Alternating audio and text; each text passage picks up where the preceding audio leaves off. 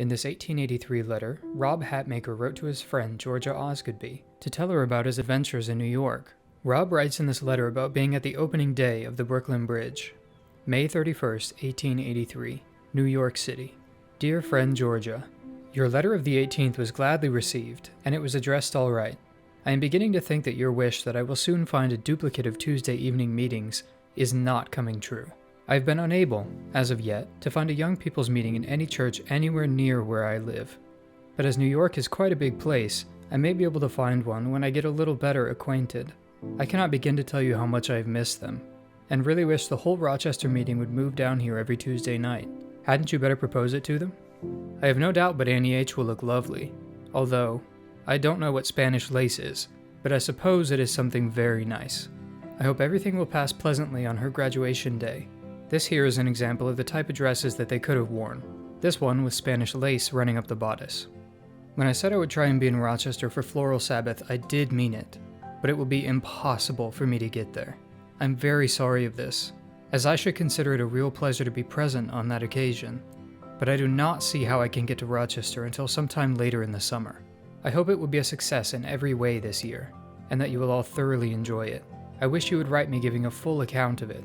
I've had 2 holidays quite lately, Bridge Day, the 24th, and Decoration Day, and I doubt whether you enjoyed the sun at Nun Day any better than I did yesterday.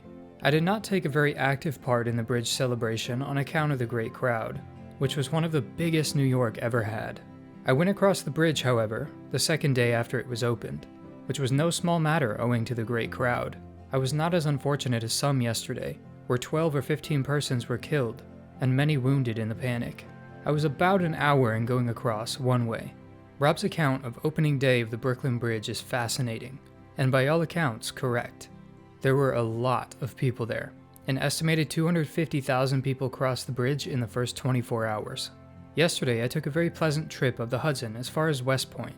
The military grounds are about 250 feet above the river, and the view from them up the river is grand. It is the most beautiful location on the Hudson, being right in the highlands. The ride to West Point is 3 hours from New York, by boat, and takes in the prettiest part of the river. The scenery is magnificent all the way, and far exceeded my expectations. Even Caledonia doesn't compare with it. In answering this, please tell me how the meetings are getting along. And do not forget about Floral Sabbath. Please remember me to everybody at your house, and to all my other friends in Rochester. Yours very truly, J. Rob Hatmaker. Letters from Rob are very rare in this collection, and only one side of the conversation is saved, since we only have the ones that Georgia saves. More from the Osgoodby collection coming very soon.